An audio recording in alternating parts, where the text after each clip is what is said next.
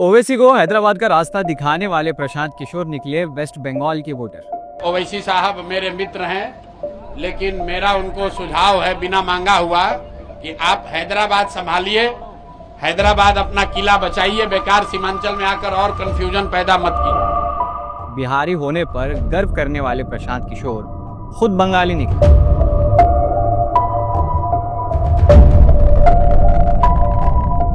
आज हम आपको एक ऐसी खबर दिखाने वाले हैं जहां वोट की 2 कुर्सियां एक ही आदमी के नीचे निकल आई। जनसुराज के मुखिया और खुद को बिहार की नई सियासत के आर्किटेक्ट बताने वाले प्रशांत किशोर खुद बिहार के नहीं बल्कि वेस्ट बंगाल में भी वोटर बने बैठे हैं।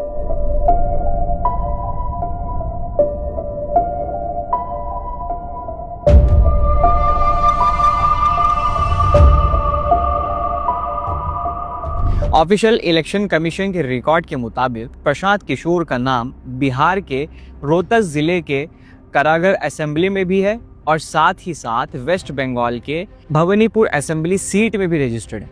वही सीट जहां से ममता बनर्जी खुद चुनाव लड़ती हैं। और सबसे इंटरेस्टिंग और दिलचस्प बात इसमें यह है कि उनका बंगाल का एड्रेस लिखा गया है 121 कालीघाट रोड, जो टीएमसी के ऑफिशियल हेडक्वार्टर्स है।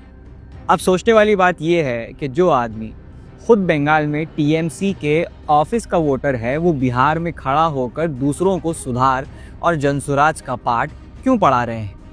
क्या यही है जनसुराज? 2 राज्यों का वोटर, एक ही आदमी, और शायद इसीलिए ये वोट अधिकार यात्रा पर भी तंज कसते रहे और वोट चोरी पर सवाल उठाने से कतराते रहे। इलेक्शन कमीशन के एक अधिकारी ने खुद पीटीआई को कंफर्म किया है कि प्रशांत किशोर दोनों जगह से वोटर लिस्ट में है और section 17 of representation of people act 1950 के मुताबिक एक व्यक्ति सिर्फ एक ही कॉन्स्टिट्यूंसी में रजिस्टर्ड हो सकता है। तो अब सवाल ये है कि जो कानून सब पर बराबर बराबर लगता है, क्या वो प्रशांत किशोर पर भी लगेगा या फिर इनके लिए एक अलग स्वराज लिखा गया है?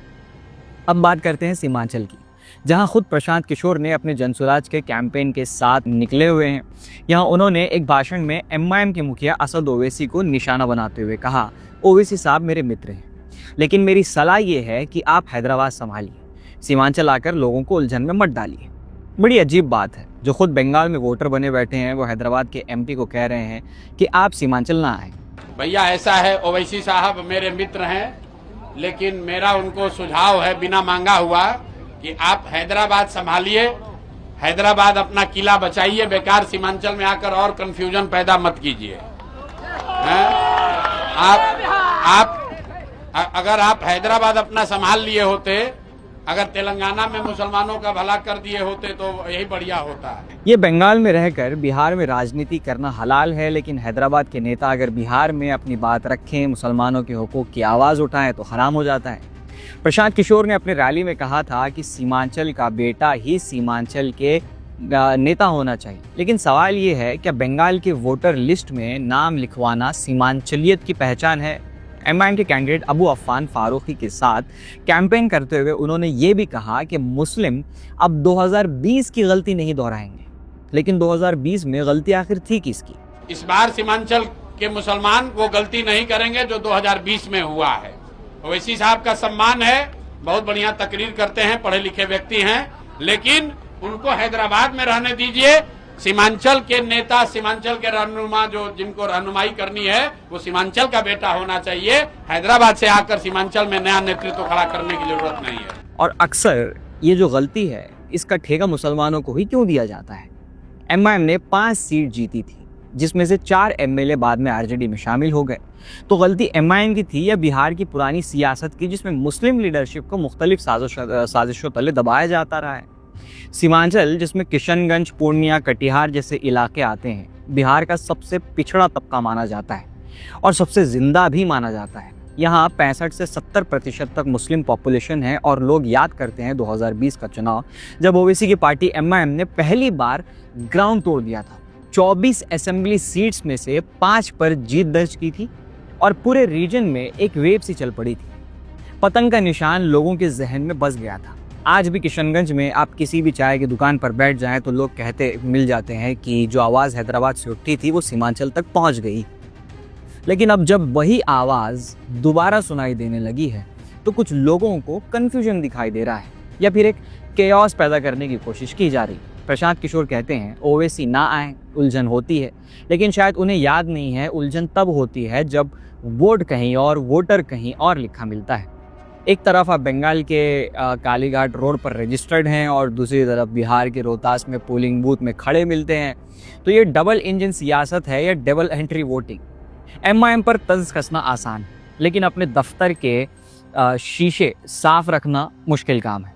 प्रशांत किशोर चाहे जनसुराज के नए मॉडल की बात करें या सीमांचल के बेटे होने का नारा लगाएं, लोग अब सवाल कर रहे हैं क्या जनसुराज खुद कानूनी सुराज से परे है।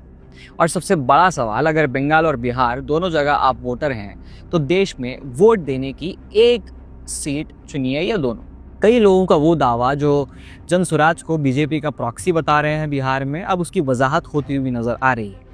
क्योंकि सीमांचल जैसे इलाके में जहाँ पर किसी एक पार्टी की लहर चल रही है, वहाँ पर आकर मुसलमानों को दोष देना, फिर कहना कि ओवैसी सिर्फ हैदराबाद संभालें, यहाँ आके उलझने ना पैदा करें। अब खैर, यहाँ से सीमांचल तक की एक ही आवाज़ घूम रही है कि वोट दो या वोटर लिस्ट बदलो, फैसला आपका है। ये तो हमारी ख़ास रिपोर्ट थी और फिर फैसला आप ही के हाथ में रहेगा अंत तक। खैर, ये बिहार चुनावी मैदान है, इसमें पोलिंग की एक रात पहले तक भी कुछ नहीं कहा जा सकता। यहाँ पर पासे कब पलट जाएं, कौन सा मोहरा, कौन सी चाल चलने लगे, कोई कुछ नहीं कह सकता। आपका क्या सोचना है प्रशांत किशोर के इस जुमले पर और उनके 2 जगह वोटर होने पर, ये हमें कमेंट सेक्शन में आप ज़रूर बताएं। और अब तक अगर मुस्लिम सियासत को सब्सक्राइब नहीं किया तो सब्सक्राइब कर लीजिए, और अगर फेसबुक पे देख रहे हैं तो फॉलो नहीं किया तो जल्दी से फॉलो कर लीजिए, और ऐसी खबरों के लिए बने रहिए मुस्लिम सियासत के साथ।